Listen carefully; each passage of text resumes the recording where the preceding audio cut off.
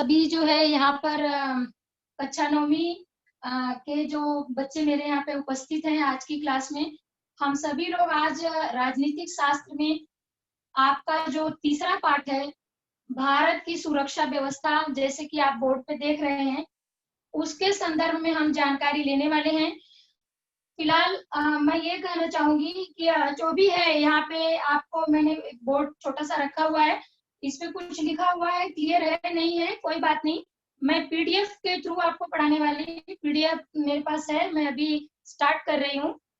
पिछली बार हम लोग जो है भारत की विदेश नीति के संदर्भ में चर्चा किए थे और उसी का दूसरा पार्ट एक तरह से हम कह सकते हैं कि भारत की सुरक्षा व्यवस्था जो है उसके संदर्भ में आज हम जो है यहाँ पर उसके विषय में हम बात करेंगे। तो स्टार्ट करते हैं बच्चों।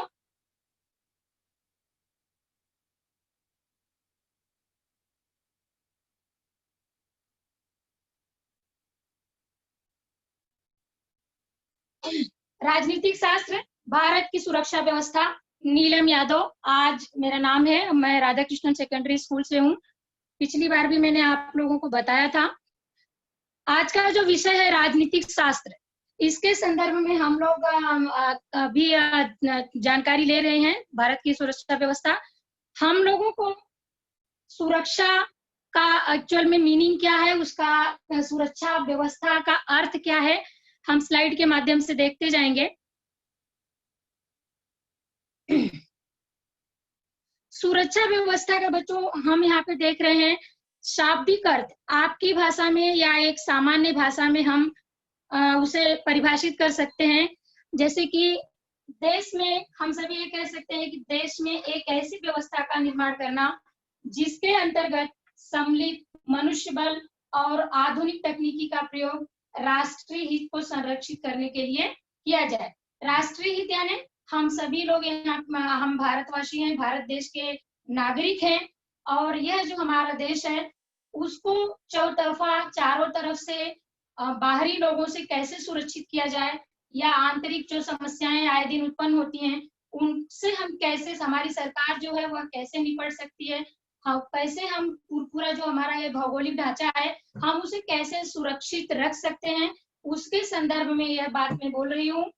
कि एक ऐसी व्यवस्था का हमें निर्माण करना है जिसके अंतर्गत जो भी हम मनुष्य दल या सरकार द्वारा चयनित जो मनुष्य बल है और उनको जो आधुनिक टेक्नोलॉजी, आधुनिक जो तकनीकों का प्रयोग किया गया है उसका जो है समस्त बातों का जो उपयोग है वह किसके लिए किया जाए, राष्ट्रीय सुरक्षा को संरक्षित करने के लिए, हमारे राष्ट्र को सुरक्षा प्रदान हो, हमारा देश आगे बढ़ता रहे, इसके लिए हम राष्ट्रीय सुरक्षा को एक सामान्य तौर पर अपने शब्दों में परिभाषित कर सकते हैं। दूसरी बात बच्चों यहाँ पर हमें यह देखना है, राष्ट्रीय सुरक्षा तो ठीक है, हम इसे हमने आपको बता दिया, लेकिन इसकी आवश्यकता क्यों होती है, दूसरा प्रश्न यहाँ पे निर्माण हो जाता है तुरंत। दूसरा प्रश्न हमारी नजरों के सामने ये आता है कि आवश्यकता इसकी क्यों है। थोड़ा सा मैं परिचय देना चाहूंगी, फिर हम अगली स्लाइड पे चलेंगे। राष्ट्रीय सुरक्षा को यदि हम देखें तो हमें यह सबसे पहले यह जानना होगा कि अंतरराष्ट्रीय स्तर पर सभी देशों की अपनी अपनी व्यवस्थाएं हैं। हमारे वर्ल्ड लेवल में पूरे विश्व में जितने भी कंट्री है, जितने भी देश हैं, हर एक देश की अपनी अपनी व्यवस्था है। हर एक देश की सरकारें जो हैं अपने तरीके से अपनी सुविधा के अनुसार या अपनी जो भी उनके पास साधन अवेलेबल है, उपस्थित है, उसके माध्यम से उसका उपयोग करके अपने देश की व्यवस्थाएं करती हैं।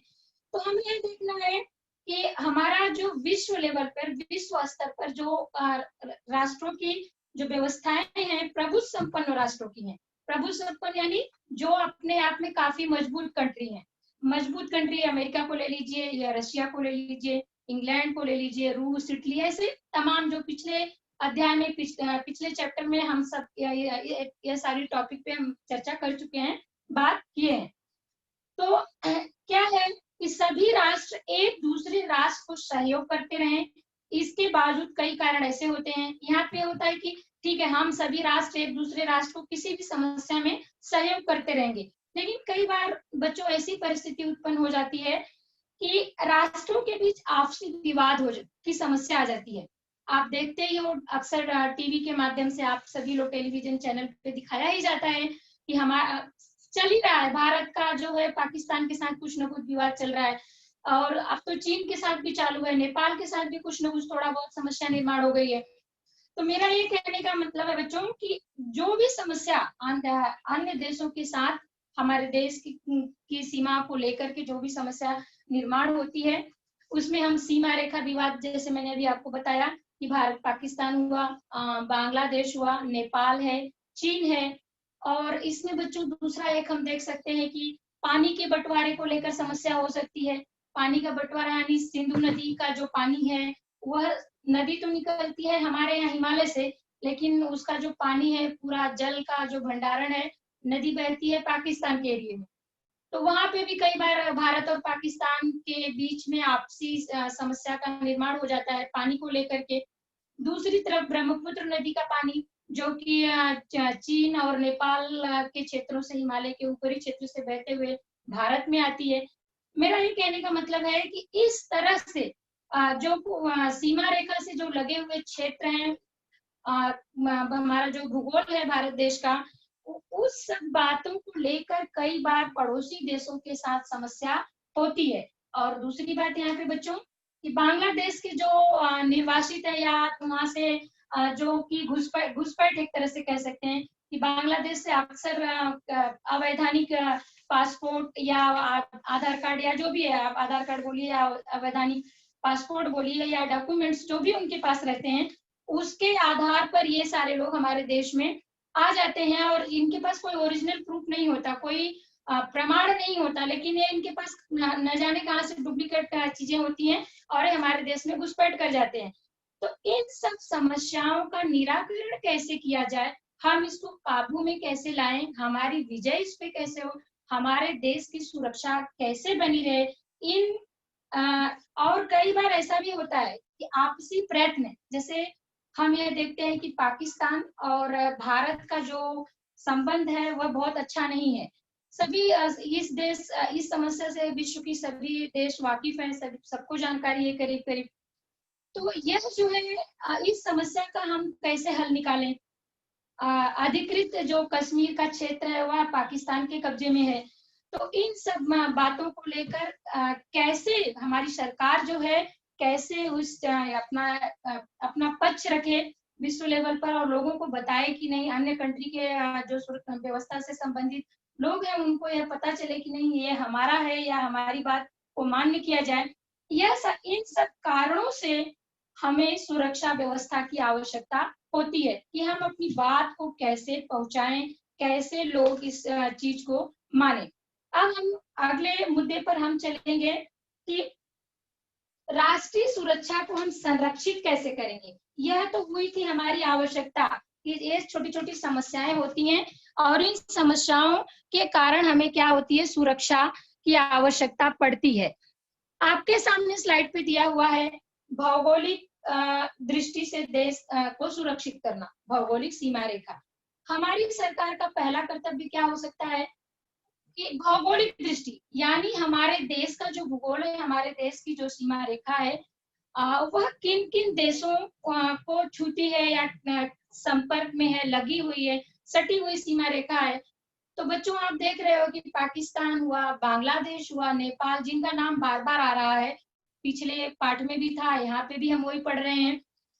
हम अपनी सीमा रेखा को सुरक्षित करने का प्रयत्न करेंगे, हम यानी हमारी सरकार जो है भौगोलिक दृष्टि से चौतरफा उसका एकत्रीकरण करना, और यहाँ पर अपने सैनिकों को तैनात किया जाए, ताकि मतलब हमारी सीमा जो है वह सुरक्षित बनी रहे, हमारा उसमें किसी तरह का किसी का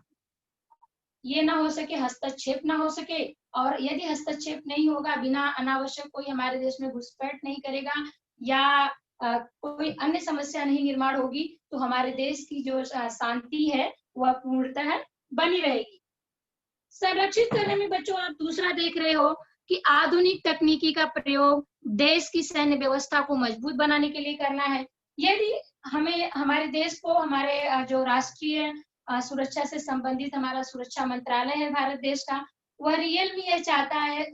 असल में यह चाहता है कि नहीं हमारे देश की सुरक्षा बनी रहे। तो नित्य नए हमें प्रयोग भी करने हैं, जैसे दूसरे देशों के लोग करते हैं, दूसरे देशों के राष्ट्र जो अन्य राष्ट्र हैं वो करते हैं। तो इसमें हम देखेंगे कि आधुनिक तकनीकी नए नए जो अस्त्र शस्त्र का प्रयोग होता है। आप अक्सर सुन रहे हो कि इस कंट्री ने इतने सारे परमाणु बम रखे हैं, अणु बम रखे हैं, इनके पास बहुत सारे टैंक हैं। चीन के मामले में यह बात आपको टीवी पे देखने को मिल रही है, रसिया के मामले में देखने को मिल रही है कि नहीं रसिया ने इतने सारे परमाणु बम बना लिए हैं, उस पर कोई विजय नहीं कर सकता है। चीन का भी वही है कि चीन अब एशिया जो हमारा ये है उस सबसे मजबूत देश बन चुका है। तो मेरा यह बताने का तात्पर्य यहाँ पे ये है कि आधुनिक तकनीकी और हमारे देश के जो सिपाही हैं, जो सैन्य व्यवस्था है, उसमें हम किस तरह से हमारी सरकार द्वारा कौन कौन से ऐसे उपाय करने चाहिए जिसके कारण ज्यादा से ज्यादा उनमें सुधार हो सके और उनको मजबूती प्रदान हो, स्ट्रांग बन सके। तो उनके लिए नई नई ट्रेनिंग जो होती है उसका ऑर्गेनाइजेशन करना, ट्रेनिंग जैसे उनके लिए सुविधाएं मुहैया कराना, साथ साथ में जो उनका ये है प्रशिक्षण कौशल है उसमें सुधार करना, प्रशिक्षण देने की और उच्चतम व्यवस्था करना, नित्य नए जो विश्व स्तर पर जो शोध हो रहा है सुरक्षा के संदर्भ में उसको अपनाना। और इसमें एक बात और आती है बच्चों कि हम अन्य देशों के साथ भारत का कैसा व्यवहार बना रहे। तो हमें इस हमारी जो सुरक्षा व्यवस्था है उसका यह भी कर्तव्य बनता है कि अंतरराष्ट्रीय शांति बनाए रखना है हमें और अन्य राष्ट्रों के का सहयोग भी प्राप्त करना है। हमारे देश को, हमारे सुरक्षा एजेंसी को ऐसा कोई काम नहीं करना है जिसके कारण हम मतलब जैसे आप टीवी पे देख लेते हो, न्यूज चैनल पे तुरंत आ जाता है कि नहीं भारत और चीन की सीमा पे यह काम चल रहा है या पाकिस्तान की सीमा पर यह काम चल रहा है। तो यह सारी बातें हमें सुनने को मिलते रहती हैं। यहाँ पे वही बात बताई गई है कि हमारे अंतरराष्ट्रीय शांति कैसे बनी रहे। भारत के हम वे में जा रहे हैं, अपने देश के बारे में जानकारी प्राप्त कर रहे हैं, तो हमारा यहाँ पे हमारे भारत देश की जो सुरक्षा व्यवस्था है उसका यह कर्तव्य बन जाएगा कि हम हमारे देश को कोई भी ऐसा काम नहीं करना है, सुरक्षा एजेंसी को ऐसा कोई काम नहीं करना है जिससे अंतरराष्ट्रीय स्तर पर अन्य देशों की नजरों में हमारे देश की जो गतिविधि हो वह संदिग्ध पाई जाए कि नहीं वाकई में यही गलत है, हम अपनी सामान्य भाषा में बोल सकते हैं। तो ऐसा कुछ नहीं करना है बच्चों, ज्यादा से ज्यादा हम अपनी राष्ट्रीय सुरक्षा को स्ट्रांग बनाने के लिए हमारी सरकार को ज्यादा से ज्यादा प्रयत्न करते रहना है ताकि हमारे देश को चौतरफा सुरक्षा मिलती रहे। अगली स्लाइड पे हम बच्चों देखेंगे कि सुरक्षा व्यवस्था के लिए जैसे मैंने बता तो दिया कि हमें उपाय करने हैं। उपाय में मैंने शॉर्ट में बताया आपको कि इस तरह से हमें विकास करना है या उस तरफ में हमें जाना है, लेकिन इसको हमारी सरकार इसको कैसे लागू करेगी। जैसे आपको आज पढ़ाने के लिए यहाँ पे आपके पास आपकी टीचर है, सर हैं, सब एक व्यवस्था है, एक सिस्टम बनाया गया है। वही सिस्टम बच्चों सुरक्षा व्यवस्था जो जैसे हमारे मंत्रालय द्वारा, केंद्र सरकार द्वारा सभी के लिए व्यवस्थाएं की गई है, शिक्षा मंत्रालय, गृह मंत्रालय, उसी तरह हमारा जो है अपना रक्षा मंत्रालय भी है। और रक्षा मंत्रालय के अंतर्गत हम जो इसका पूरा कार्यभार, इसका मुख्यालय बच्चों आज की तारीख में करंट टाइम में या पहले से भी न्यू दिल्ली है। नई दिल्ली में इसका हेडक्वार्टर्स है और हेडक्वार्टर का जो यहाँ से हम बंटवारा यानी जब देश की आजादी बच्चों भारत देश में सुरक्षा व्यवस्था को लेकर सैन्य दल का बहुत पहले गठन हो चुका था आजादी के पूर्व, लेकिन भारतीय सैन्य दल व्यवस्था सुरक्षा का गठन जैसे हमारा देश 15 अगस्त 1947 को आजाद हुआ, उसी साल में उसी दरमियान में इस बात को ध्यान रखा गया और पुनः एक बार भारतीय सुरक्षा व्यवस्था इस संस्था का गठन किया गया। तो इसमें हमें 3 मुद्दे देखने हैं, 3 बातें देखनी है कि हमें सुरक्षा किन लोगों के माध्यम से मिलती है, इसमें कौन कौन लोग हैं। तो सबसे पहले आप देखिए बच्चों, थल सेना, नौसेना और वायु सेना, यह 3 प्रकार के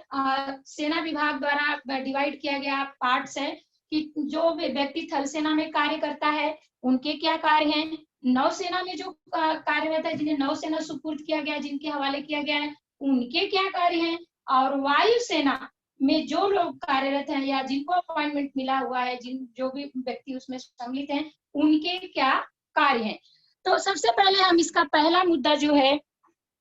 थल सेना, हम उसके बारे में देखते हैं कि थल सेना का कार्य बच्चों भौगोलिक सीमाओं का संरक्षण प्रदान करना। थल सेना का सबसे अहम और जो मुख्य कार्य है वह हमारे देश की भौगोलिक सीमा का संरक्षण प्रदान करने के लिए इनको दिया गया है। और इनका क्या दूसरा काम क्या है कि यदि हमारे देश में, हमारे देश की जो सीमा रेखा है, थल सेना यानी जमीनी स्तर पर इनको जो है काम दिया गया है। इसमें जो लोग हैं वो कार्यरत होते हैं। और इसमें आप देखिए कि इनका एक ये है कि राष्ट्र की ओर से राष्ट्रीय सुरक्षा को यदि खतरा है, किसी अन्य राष्ट्र की तरफ से हमारे राष्ट्र को खतरा निर्माण हो रहा है, कोई आक्रमण की स्थिति बन रही है, कोई घुसपैठ की स्थिति बन रही है, या कोई अवैधानिक गतिविधियों का प्रयोग किया जा रहा है, जैसे आप देख सकते हो कि कुछ मटेरियल्स ऐसे होते हैं जिनकी सप्लाई को लेकर के अक्सर बॉर्डर पे विवाद होता है, जो उचित नहीं है स्वास्थ्य के लिए जो है। तो ऐसे में इनका काम बनता है कि यहाँ पे जो कार्यरत थल सेना के अधिकारी हैं, जो लोग हैं, जो बटालियन है, इनका काम है इन्हें रोकना और अगर जरूरत पड़ी तो यह जो है इनकी समस्याओं को पहचान कर उस पर तुरंत कार्रवाई करना। अपनी जो जितनी एक सीमा रेखा यानी जो भी एक सीमा रेखा बनाई गई है, जो भी हमारे बॉर्डर बनाए गए हैं, उसको सुरक्षित रखना है। और साथ साथ में ये चौतरफा जो व्यवस्था है, उत्तर से लेके दक्षिण, पूर्व से लेके पश्चिम, जो हमारे देश की सीमा रेखा खींची गई है, उसको पूर्णतः से सुरक्षित रखना, यह इन थल सेना के अंतर्गत आता है। और थल सेना का जो ये होता है बार बार, यानी इनको भी प्रशिक्षण की आवश्यकता होती है। तो गवर्नमेंट के द्वारा इन्हें, सरकार के द्वारा बार बार ट्रेनिंग दी जाती है और ट्रेनिंग के माध्यम से इन्हें जो है नित्य नए तकनीकी का भी ज्ञान होता है और इनको बहुत सारी सुविधाओं को भी मुहैया सरकार द्वारा कराया जाता है। अगला बच्चों हम देखेंगे कि नौसेना यानी जो जिसके अंतर्गत जो है वायु यानी सागरीय सीमा रेखा, सागर यानी आप देख रहे हो कि बंगाल की खाड़ी से लेकर हिंद महासागर, अरब सागर की, हिंद महासागर और अरब सागर की तरफ यदि आप जाते हो साउथ में, तो यहाँ पे हमारे देश की सीमा जो है श्रीलंका को टच करती है। और उस तरफ आप देख रहे हो बांग्लादेश, जस्ट मैंने अभी उदाहरण दिया। तो किस तरह से, और आपने कभी कभी टीवी में भी देखा है कि किस तरह से नौकायन द्वारा या मछली का जो व्यवसाय लोग करते हैं, और तमाम जो गतिविधियां सागर में चलती हैं, इसके माध्यम से भी लोग घुसने का प्रयत्न करते हैं। तो यहाँ पर इनका काम है, कोस्ट गार्ड जो होते हैं, आपने सुना होगा एक सामान्य भाषा में टीवी में कि कोस्ट गार्डों ने बचाया। तो यह इनका काम होता है कि इस सीमा रेखा पर पूरी तरह से नजर रखना, इस घुसपैठ को पूरी तरह से नजर रखना, और किसी तरह की अवैधानिक गतिविधि सागर में हमारा जो क्षेत्र निर्धारित किया गया है वहां पर ना होने पाए, इसकी व्यवस्था नौसेना डिपार्टमेंट को दी गई है। तीसरा मुद्दा यहाँ पर आता है बच्चों, हम देखेंगे वायुसेना यानी आपने एक सामान्य भाषा में सुना है कि किसी का जहाज जो है वह किसी के अन्य सीमा रेखा में चला गया। एक बार अभी जस्ट थोड़े दिन पहले की बात है कि नहीं, भारत का जो जहाज है वह पाकिस्तान में चला गया, या कई बार ऐसा होता है पाकिस्तान का हमारे यहाँ आ जाता है। मेरा यह बताने का तात्पर्य है कि वायुसेना का काम होता है कि आकाश का जो वायु है, आप ऊपर की नजर, सामान्य भाषा में आप सभी लोग जानते हो, तो सीमा और आकाश के संरक्षण का कार्य जो है इनको दिया गया है। इनके माध्यम से वायुसेना के अधिकारियों, कार्यकर्ताओं के द्वारा, बटालियंस के द्वारा किया जाता है। आकाशीय स्तर पर कोई अन्य देश, हमारे देश, इसका कारण क्या है कि कोई भी यदि जहाज के माध्यम से या खुद का फ्लाइट है या कुछ ऐसी व्यवस्था है जिसके माध्यम से वह हमारे देश में आकर के हमारे देश में क्या गतिविधि हो रही है उसकी जानकारी ना प्राप्त कर सके, और यानी आंतरिक जानकारी को अपने देश में लीक ना कर सके, वहां के लोगों को बता ना सके, यह इसकी सुरक्षा की जिम्मेदारी वायुसेना के अधिकारियों, कार्यकर्ताओं को सौंपी गई है। तो हमें यहाँ पर एक चीज और देखनी है बच्चों, अगला स्लाइड पे हम चलते हैं। यह तीनों बातें तो मैंने आपको बताई कि थल सेना का कार्य क्या है, और फिर नौसेना का कार्य क्या है, वायुसेना का कार्य क्या है। तो हम यहाँ पे एक चीज और देख लेंगे, थल सेना का जो प्रमुख होता है उसे हम क्या बोलते हैं, थल सेना अध्यक्ष या जनरल। यानी जो यहाँ का हेड होता है, जो हेड ऑफ डिपार्टमेंट जिसे हम बोलते हैं, जो व्यक्ति होता है उसे हम क्या बोलेंगे, थल सेना अध्यक्ष या जनरल की पदवी से विभूषित किया जाता है इन्हें। और नौसेना का जो प्रमुख होता है एडमिरल होता है, जो कि आपको यह इसलिए बताया जा रहा है कि कई बार आप लोगों को एक वाक्य के क्वेश्चन या फिलिंग द ब्लैंक्स में चीजें आती हैं। वायुसेना का जो प्रमुख होता है वह होता है एयर चीफ मार्शल। यहाँ यानी इनका जो हेड होता है उनको उपाधि दी गई है एयर चीफ मार्शल की। बच्चों एक बात और हमें यहाँ पे जानना जरूरी है कि मैंने एक 3 अलग अलग बातें आपको बताई कि थल सेना क्या होती है, सामान्य भाषा में नौसेना क्या है, वायुसेना क्या है, इनके प्रमुख व्यक्तियों के नाम क्या हैं और इनके कार्य क्या हैं। लेकिन इनका चुनाव कैसे होता है, तो हमें यह देखना है कि भारत के राष्ट्रपति सभी रक्षा दलों के प्रमुख होते हैं। और यानी रक्षा दल यानी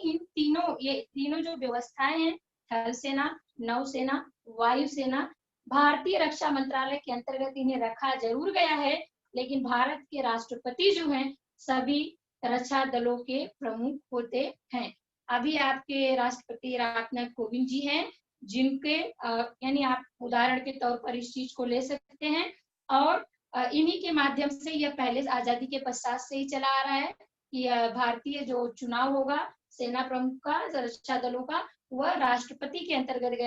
रखा गया है। और राष्ट्रपति को हम बच्चों प्रमुख बोलते हैं, supreme commander of defence forces. यानी इनका जो हेड होते हैं, इनका चुनाव इनके माध्यम से ही होता है। अगली बात हम देखेंगे बच्चों कि इनके लिए कुछ प्रशिक्षण भी होते हैं। प्रशिक्षण यानी इनको कहाँ से चयनित किया जाता है, ये जो लोग होते हैं थल सेना, वायुसेना और नौसेना के जो चुनाव होता है जिन लोगों का, कैसे आप उसमें शामिल हो सकते हैं, या यदि आपको आप में से किसी बच्चे को इंटरेस्ट है, जाना है, तो चुनाव कहाँ से होता है, ट्रेनिंग कैसे दी जाती है। कुछ तो मैंने सिर्फ 2 प्रशिक्षण संस्थाओं के नाम यहाँ पे आपको दे दिया है कि इनके कार्य को ज्यादा से ज्यादा उत्कृष्ट ढंग से और मतलब सरकार द्वारा उत्कृष्ट ढंग और अच्छी तरीके से किया जाए। साथ साथ में सरकार का जो उद्देश्य है वह साध्य होता रहे। तो टाइम टाइम पे जो ट्रेनिंग की व्यवस्था की गई है, या इसमें बहुत टाइम 2 या 3 साल का जो प्रशिक्षण है, या 4 साल या 5 साल जो भी टाइम रखा गया है, वहां पर रहकर ट्रेनिंग लेना है। और ट्रेनिंग के बाद आप इसमें ज्वाइन हो सकते हो। जो भी उनकी रिक्वायरमेंट है, जो भी उनकी शिक्षा को लेकर जो भी उनकी मांग है, यदि वह आप में है तो आप भी ज्वाइन हो सकते हो। यहाँ पे 2 संस्थाओं के नाम मैंने दिए हैं। नेशनल डिफेंस अकादमी पुणे में दिया है जो है, यहाँ पर ट्रेनिंग का कार्य होता है, प्रशिक्षण का कार्य होता है, और इसके माध्यम से फिर यहाँ जो सेना विभाग के लिए जो जरूरत है उस चुनाव किया जाता है। दूसरा है national defence college new Delhi या दिल्ली। यह संस्था दिल्ली में है और यहाँ पे भी यही कार्य होता है। ऐसे और भी संस्थाएं हैं, देहरादून में भी है, उत्तराखंड के देहरादून में भी है, लेकिन यह 2 संस्थाएं देश की नामी संस्थाओं में से आता है। इसके लिए मैंने आपको एग्जाम्पल के लिए बता दिया कि नहीं, इन 2 संस्थाओं का के माध्यम से हमारा चुनाव किया, हमारे देश के सेना डिपार्टमेंट का चुनाव किया जाता है। अब अगली स्लाइड पे बच्चों हम चलेंगे। आप इसमें थोड़ा सा फोटोज देख लीजिए, चित्र प्रशिक्षण संस्थाओं का किस तरह से व्यवस्था किया है सरकार ने। और उसके बाद हम अगले टॉपिक पर चलते हैं। इस यहाँ पे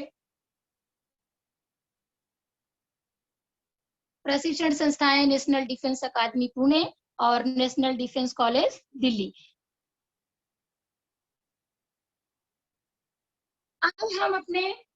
एक और टॉपिक हमारा इसी में हमें कवर करना है, हमें देखना है कि भारतीय सैन्य व्यवस्था तो हमने देख लिया, थल सेना देखा, नौसेना देखा, वायु सेना देखा। यह सारी चीजें देखने के पश्चात भारतीय सैन्य व्यवस्था के जो अन्य सहायक दल हैं, यह एक ऐसा मुद्दा है, यह एक ऐसा टॉपिक है जिसमें हम बहुत सारा जो है बहुत सारी चीजों को सम्मिलित कर सकते हैं, और यह टॉपिक बाकी चीजों से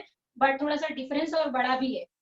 तो हमें यह देखना है कि भारतीय जो सुरक्षा व्यवस्था है उसमें यह सब तो हमने प्रमुख प्रमुख चीजें देखी कि किस तरह से ट्रेनिंग होती है, किस तरह से चुनाव होता है, इनका हेड कौन होता है, इनको कहाँ से चुना जाता है, इनका हेड क्वार्टर्स क्या होता है। लेकिन सिर्फ यही इतने से ही हमारे देश की सुरक्षा संभव नहीं है। ये हमारे मेन प्रमुख प्रमुख जगहों पर हो गया कि चलो ठीक है, इनको बॉर्डर पे तैनात कर दिया गया, इनको जो चीन से लगी हुई सीमा रेखा है वहां पे तैनात कर दिया, नेपाल के आसपास तैनात कर दिया, वायु, ये सारी बातें हमने अभी देखा। लेकिन बच्चों हमें यह देखना है कि इस व्यवस्था को और ज्यादा मजबूती कैसे मिले, ज्यादा कैसे स्ट्रांग बनाया जाए, और हमारे देश को ज्यादा से ज्यादा और सेफ्टी कैसे मिले, उनको ज्यादा से ज्यादा सुरक्षा कैसे मिले, उसके लिए हमें देखना है। इसमें मैंने दो बातें आपको बताई है, अर्ध सैन्य दल और गृह रक्षक दल। हम अर्ध सैन्य दल बच्चों, पहला जो हमारा मुद्दा है, पहला जो टॉपिक है, उसमें हमें देखना है कि अर्ध सैन्य दल में कौन कौन लोग आते हैं, किन किन लोगों का समावेश अर्ध सैन्य दल के लिए किया गया है। तो सीमा सुरक्षा दल, सीमा सुरक्षा, अब इनका बंटवारा देखिए कैसे किया गया है। सीमा सुरक्षा दल एक ऐसी बटालियन की व्यवस्था करना, एक ऐसी फोर्स की व्यवस्था करना कि इनका जो काम है बॉर्डर सिक्योरिटी फोर्स, बॉर्डर पे ही तैनात रहते हैं। आपने सुना भी होगा, एक बॉर्डर मूवी भी है आपकी, ये सनी देओल की, आपने पहले देखा भी है, जो यार बहुत सारे बच्चों ने देखा होगा।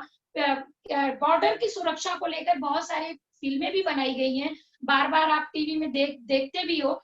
तो सीमा सुरक्षा बल का एक अलग ही बटालियन होती है जिनका काम होता है हमेशा गश्त करना, यानी हमेशा मतलब अपने जो भी गतिविधियां हो रही हैं, या उनका एक ड्यूटी, एक टाइम पीरियड बोल सकते हो कि जहां पर 24 आवर्स तक 24 घंटे यह बटालियन तैनात रहती है, और इनका काम है कि किसी तरह की, इनका भी यही काम है। यह तो मैंने अभी तक आपको प्रमुख चीजें बताई किस तरह से डिवाइड किया गया है। अब इनमें भी डिवाइड कैसे किया गया है, अर्ध सैन्य दल का सपोर्ट हमारे में, हमारी जो प्रमुख से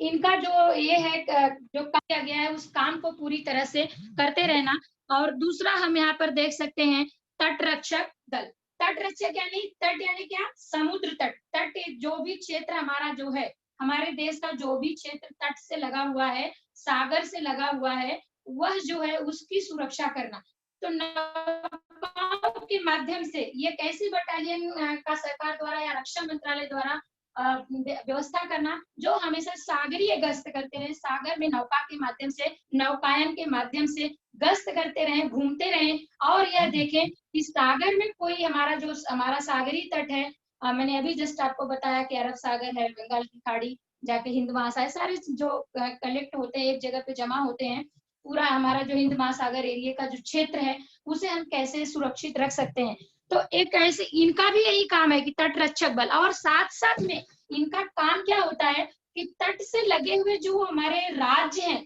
जैसे बंगाल आप देख लीजिए, उड़ीसा देख लिया है, या साउथ में अपना तमिलनाडु, केरला, ऐसे बहुत सारे जो तट से लगे हुए जो क्षेत्र हैं, यहाँ पे जब बाढ़ वगैरह की स्थिति बनती है या कोई इस तरह की समस्या आती है भूगोल से या प्रकृति से रिलेटेड, प्रकृति से संबंधित, अक्सर यहाँ पर उड़ीसा को ले लीजिए, आप पश्चिम बंगाल को ले लीजिए, केरल क्षेत्र को ले लीजिए। केरल में हम सभी देख रहे हैं कि काफी समय से अधिक बरसात और उसके कारण बाढ़ की स्थिति होती है। उड़ीसा में अभी जस्ट चल ही रहा है। तो यह सारे जो क्षेत्र है, यहाँ पे जब बाढ़ की स्थिति या बाढ़ की समस्या का निर्माण होता है, बाढ़ जैसी सिचुएशन आती है, तो जो उस सीमा रेखा से लगे हुए गांव हैं, जो क्षेत्र हैं, उनको, वहाँ के लोगों को कैसे सुरक्षित स्थान पे पहुंचाया जाए, खाद्य सामग्री इन तक कैसे पहुंचाई जाए, इनका स्वास्थ्य कैसे मेंटेन हो, और इनका जो कुछ भी घर या जो भी इनके जगह है, इनकी जो प्रॉपर्टी है, उसको कैसे सुरक्षित रखा जाए। बीच में तो थोड़े समय पहले आपने निसर्ग तूफान देखा ही है कि जिसके कारण बंगाल क्षेत्र का काफी नुकसान हुआ। काफी वहां पे पेड़ पेड़ वगैरह गिर गए, काफी प्रकृति की वजह से काफी कुछ नुकसान हो गया, पानी भर जाना। ये समय इनको सुरक्षित रखने का कार्य कौन करता है बच्चों? यह जो तट रक्षक दल है, और साथ साथ में एक यहीं पे और आपको देखने को मिल रहा है शीघ्र कृति बल। यह सभी कार्य जो है तट रक्षक दल और यह सब लोग मिलकर यह काम करते हैं कि कैसे तो कम टाइम में फटाफट जल्दी से जल्दी ज्यादा से ज्यादा लोगों को हम सुविधाएं मुहैया करा सकें, और साथ साथ में लोगों को सुरक्षा मिल सके, लोग सुरक्षित रहे, हमारा राष्ट्र सुरक्षित रहे, हमारा देश सुरक्षित रहे। यह सब कार्य इन लोगों को, इन यहाँ पे तैनात अर्धसैन्य बल के जो सिपाही होते हैं, जो कर्मचारी होते हैं, उनके माध्यम से किया जाता है। केंद्रीय आरक्षित पुलिस बल, आप इसमें एक और मुद्दा देख सकते हो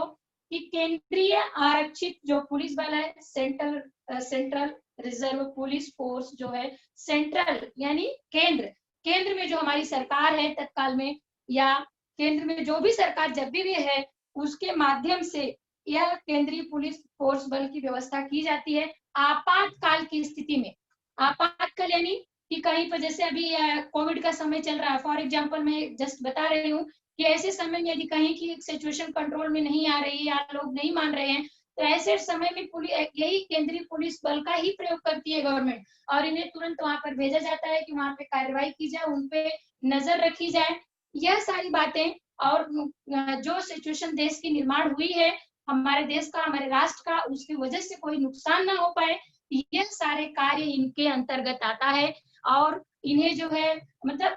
किसी भी क्षेत्र में इन्हें जहां कहीं भी भेज दिया जाए, मैंने आपको नीचे 2 पॉइंट और बताए हैं उसमें कि तेल संग्रह, जल संग्रह, रेल स्थान आदि महत्वपूर्ण स्थानों में सुरक्षा की जिम्मेदारी। तो तेल संग्रह यानी हवाई क्षेत्र, जैसे बॉम्बे हाई है, जहाँ पे तेल वगैरह निकालने का कार्य किया जाता है, तो ऐसी जगह पे अगर कई बार आपने देखा होगा, अचानक आग लग जाना, या अचानक कोई आपदा का निर्माण हो जाना, कोई समस्या का निर्माण हो जाना, कोई एक्सीडेंट हो जाना, तो ऐसी जगह पर केंद्रीय पुलिस दल को तत्काल में, जहाँ पर कि वहाँ की राज्य सरकार, जैसे हम महाराष्ट्र के हैं, हम लोग महाराष्ट्र राज्य में इस वक्त हैं, तो अगर यहाँ की पुलिस दल हमें उस चीज को कंट्रोल नहीं कर पाती है, तो तुरंत इन लोगों को भेजा जाता है कि आप सिचुएशन को कंट्रोल करिए, स्थिति को कंट्रोल करिए। जल संग्रहण, जल की जो व्यवस्था है, तो इनका भी काम वही है कि जल, हमारे देश का जो ये है जल भंडारण है, उसको कैसे व्यवस्थित रखा जाए, कैसे सुरक्षित रखा जाए, उसका दुरुपयोग हमारी सीमा से जो लगे हुए राष्ट्र हैं वह ना कर सकें, और इसका जो ये है उपयोग है, हमारे देश के नागरिकों को, हमारे जो विभिन्न राज्य हैं, जिन क्षेत्रों से लगा हुआ है जल संग्रहण का क्षेत्र है, उनको मिलता रहे। तो इसके लिए केंद्रीय पुलिस बल जो है वह कार्य करता है। रेल स्थानक पे आप देखते हो कि कई बार जो है रेलवे में अचानक भगदड़ हो जाना, अभी बीच में यहाँ पे पुल का जो ये हुआ था थोड़े समय पहले वेस्टर्न लाइन में, मैं एग्जांपल इसलिए बता रही हूँ ताकि बात को आप आसानी से समझ सको बच्चों। इस तरह से यानी रेलवे जो कई बार ऐसा होता है कि अचानक स्थिति कंट्रोल से बाहर चली जाती, कोई अवैधानिक तत्व जो होते हैं तो अचानक जो है समस्या क्रिएट कर देते हैं, तो इससे आम नागरिकों को, हम आप जैसे लोगों को परेशानी होने लगती है। और इन सब सारी परिस्थितियों को कंट्रोल में कैसे किया जाए, कैसे इन्हें सही तरीके से इनका निराकरण किया जाए, और हमारे देश की सुख और शांति समृद्धि बनी रहे, इसके लिए अर्धसैनिक बल की व्यवस्था के अंतर्गत इन विभिन्न प्रकार के जो सिपाही हैं, जो बटालियन है, इनको कार्य सौंपा जाता है। हम देखेंगे गृह रक्षक दल। गृह रक्षक दल में मतलब गृह रक्षक दल यानी अब जैसे हम महाराष्ट्र में हैं, तो ये हमारा एक तरह से हम इसे अपना घर मानते हैं, है हमारे लिए। तो हम किस तरह से, यानी ये सुरक्षा, यहाँ पे जो सम्मिलित सिपाही हैं उसकी हमारी सुरक्षा कैसे करेंगे, तो इसमें आप देखिए कि गृह रक्षक दल का कार्य क्या होता है, सार्वजनिक सुरक्षा व्यवस्था बनाए रखने में मदद करना। सार्वजनिक जगहों पर, जैसे आप देखते हो कई बार आपके आसपास के क्षेत्रों में परिस्थिति ऐसी हो जाती है कि लोगों में डर की भावना का निर्माण हो जाता है कि नहीं, हो जाने लायक नहीं है, कंडीशन कंट्रोल से बाहर है, तो मैंने वही बताया, जैसे आतंकवादी गतिविधियां हो गई, अचानक कोई ऐसा सस्पेंस व्यक्ति नजर आ गया या उसके बारे में अफवाह हमने सुन ली, तो ऐसे जगह में मतलब सार्वजनिक जो क्षेत्र है, आपके बगीचे हैं, गार्डन जिसे आप बोल रहे हो, स्कूल है, कॉलेज है, सार्वजनिक क्षेत्र, क्रिकेट का मैदान है, प्लेग्राउंड जिसे आप बोलोगे, तो ऐसी जगहों पर किस तरह से शांति बनी रहे, और यदि किसी तरह की समस्या यहाँ पे निर्माण होती है, तो यह जो गृह रक्षक दल होते हैं, यह जो फोर्स होती है, इनके माध्यम से यहाँ पर शांति बनाने का कार्य सरकार के द्वारा करवाया जाता है, और यह सारी जिम्मेदारी इन्हीं के अंतर्गत सुपुर्द की गई रहती है। इन्हें ही यह सारे काम दिए हुए हैं, ताकि हमारे देश की जो व्यवस्था है वह उचित ढंग से चलती रहे। परिवहन व्यवस्था को हम देख सकते हैं, परिवहन यानी सड़क का जो आवागमन है, वह चाहे रेलवे हो सकता है, चाहे सड़क मार्ग हो सकता है, किसी परिवहन यानी आवागमन का साधन जो है, जिससे आप यात्रा करते हो, जो आपकी सड़कें हैं, आपका रेल मार्ग है। तो यहाँ पर कई बार आप देखते हो, जिसे आप ट्रैफिक पुलिस भी बोलते हो सामान्य भाषा में,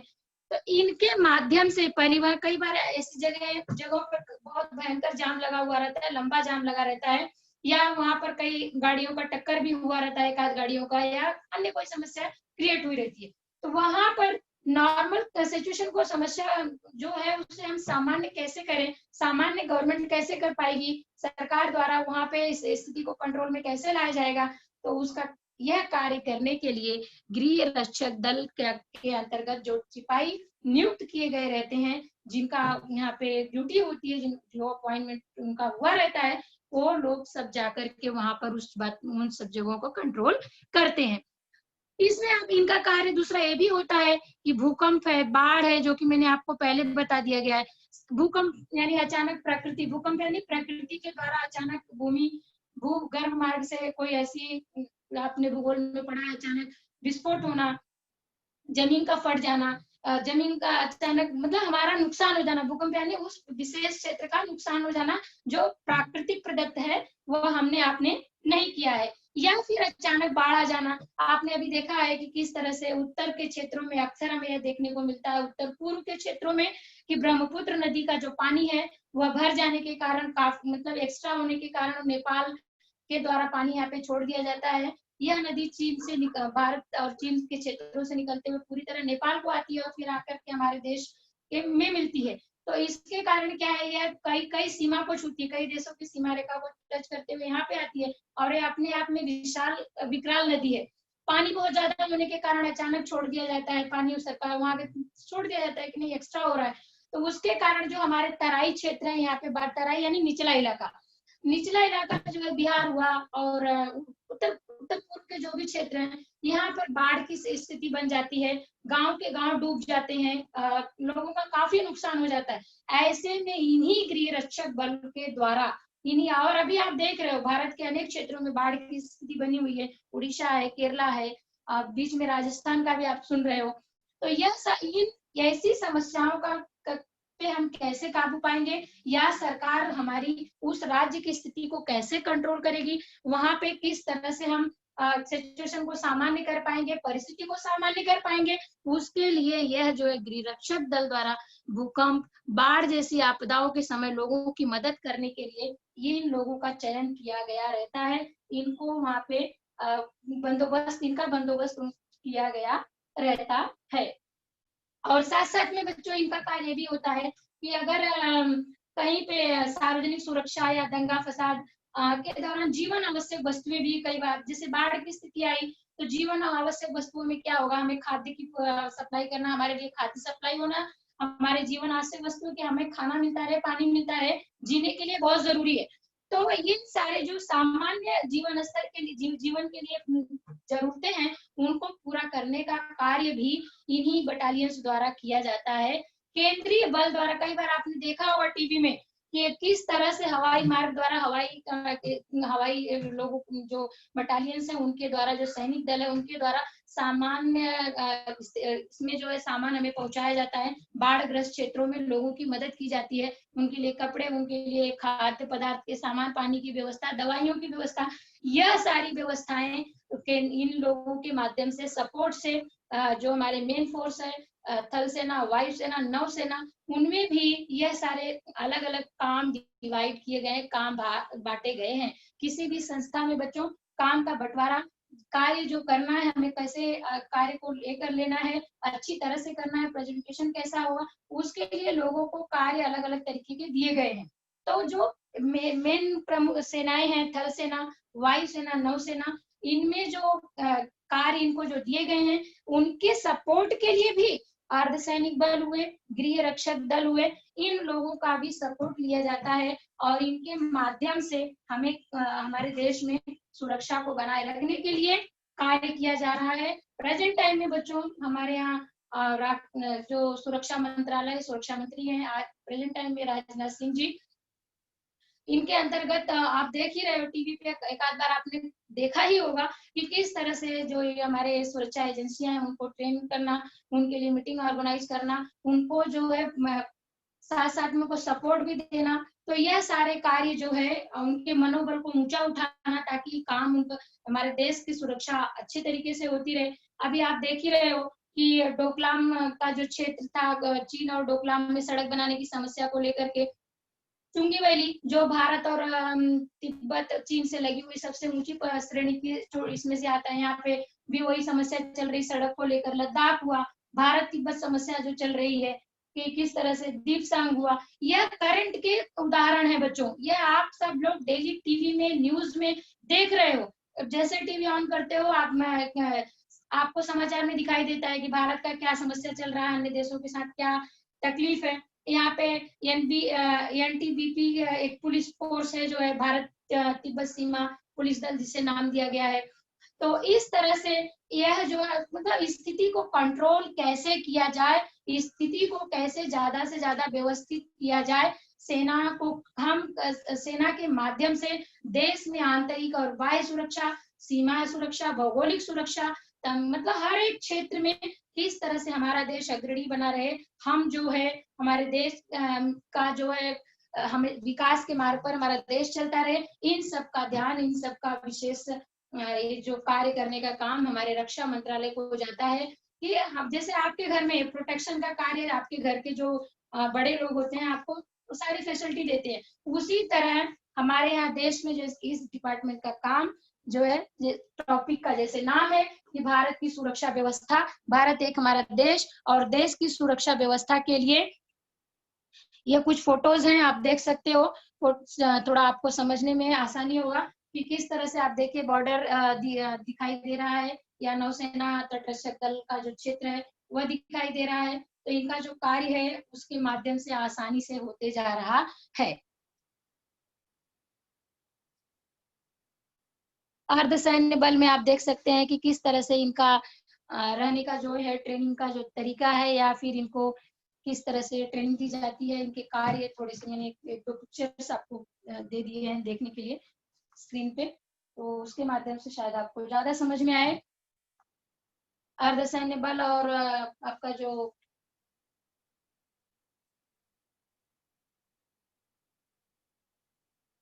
यह केंद्र के माध्यम से, केंद्र के पुलिस जो केंद्रीय व्यवस्था है उसके माध्यम से किया गया है। गृह रक्षक दल देखिए, यह इसके माध्यम से आप समझने का प्रयत्न कर सकते हैं ज्यादा से ज्यादा कि किस तरह से व्यवस्थाएं सरकार द्वारा की गई है।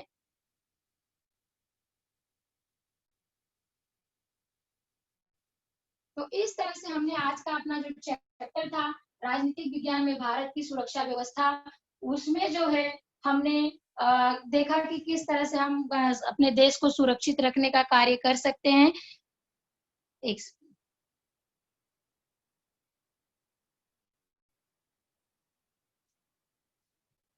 अपने यहाँ पे मैंने जो भी मुद्दे लिखे हुए हैं वह सारे कुछ मैंने आपको डिक्टेट कर दिया है। जो कुछ भी है आपको समझ में आना आया ही होगा। और आज का जो हमारा जहाँ तक हमें लेना था, हमारा जहाँ तक विषय था, हमने उस चीज को समझने का प्रयत्न किया है। बाकी आप लोगों का देखिए कुछ कोई चीजें नहीं समझ में आई हैं तो आप हमसे क्वेश्चन कर।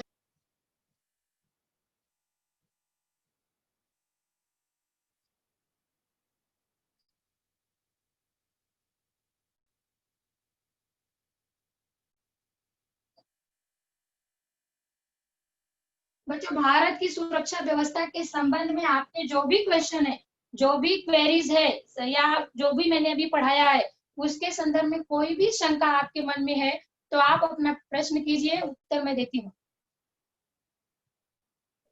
मिस मिस हाँ बेटा। मिस रेलवे स्थानक का क्या होता है? रेलवे स्थानक का क्या होता है मतलब? क्वेश्चन अपना बराबर से करिए, क्वेश्चन ठीक से क्या आपको समझना है उसमें बोलिए। मिस मतलब रेल स्थानक में क्या होता है वो समझना है। रेल स्थानक आपके आस, आप रेलवे से कभी यात्रा की हो? Yes miss. रेलवे में के प्लेटफॉर्म पे आप कभी सिपाहियों को देखी हो? Yes miss. आपकी भाषा में मैं समझा रही हूँ। तो इनका काम क्या होता है? आपने कभी देखा है इनको कुछ काम करते हुए? रेलवे की देखरेख करते हैं। रेलवे की देखरेख करते हैं, साथ साथ में आपने देखा होगा कि कोई अनैतिक गतिविधि वहां पे हो रही है। आपने देखा होगा कि कभी ऐसा हुआ कि इन केस कोई बीमार पड़ गया प्लेटफॉर्म पे, या कोई सामान लेकर किसी का भाग गया, या कोई भी ऐसा सुनने में आ गया कि यहाँ पे बम रखा हुआ है। सामान्य सी बात भाषा में मेरे बच्चे, कि इस तरह से मतलब हमें प्रोटेक्शन मिलता है कि वहां पर कोई ऐसा काम ना होने पाए जिससे यहाँ के जो पैसेंजर हैं, जो यात्रीगण हैं, इनको किसी तरह की समस्या ना हो और इनका जो यात्रा है वह अच्छी तरह से हो, अपने जिस स्थान के लिए निकले हैं सुरक्षित वहां पर पहुंच जाए। Yes miss, thank you miss. Welcome dear. Hello teacher, हाँ बेटा बोलो। अर्धसैन्य बल क्या होता है? क्या? अर्धसैन्य बल क्या होता है? अर्धसैन्य बल, जैसे मैंने आपको बताया कि आपको मैंने 3 चीजें बताई, तो अर्धसैन्य बल यानी ये पूर्णतः क्या है कि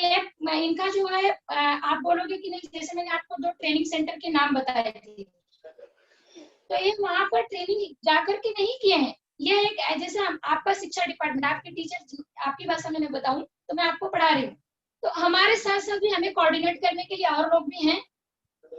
ये आपके स्कूल में जहाँ पे आप पढ़ते हो वहाँ पे आपको सहयोग करने के लिए टीचर के अलावा और भी लोग मौजूद होते हैं कि नहीं होते?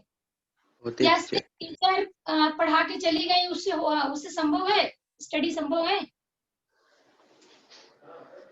टीचर इसलिए है बेटा, टीचर ट्रेंड होकर आई है आपको सब्जेक्ट के लिए, लेकिन अन्य व्यवस्था को कैसे कंट्रोल करेगी, हमारे स्कूल का नाम अच्छा कैसे होगा, ज्यादा से ज्यादा मतलब यहाँ पे बच्चे के आए और सुरक्षित पढ़ करके अपने घर पे जाएं, एक ऐसी व्यवस्था का निर्माण करना। उसी तरह अगर यह जो हमारी जो तीनों सैन्य व्यवस्थाएं हैं, यहाँ के जो हेडक्वार्टर्स के लोग नहीं पहुंच पाते हैं तुरंत तत्काल में, तो ऐसी टुकड़ियों में छोटी छोटी 15-20 बटालियन, छोटी छोटी ऐसी बटालियन जिनको सेंट्रल सरकार द्वारा ट्रेंड नहीं किया गया, लेकिन इनको उसमें शामिल किया गया है और राज्य स्तर पर, और ये इन्हें भी ट्रेनिंग दी जाती है, लेकिन यह किसी बड़े प्रशिक्षण केंद्र में जाकर ट्रेंड नहीं होते, यह स्थानिक प्रशिक्षण केंद्र में ट्रेंड होकर के देश की सुरक्षा के लिए काम करते हैं। इन्हें अर्ध सैन्य बल के अंतर्गत रखा गया है।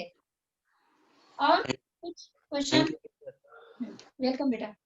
आप में से और कोई क्वेश्चन किसी बच्चे का?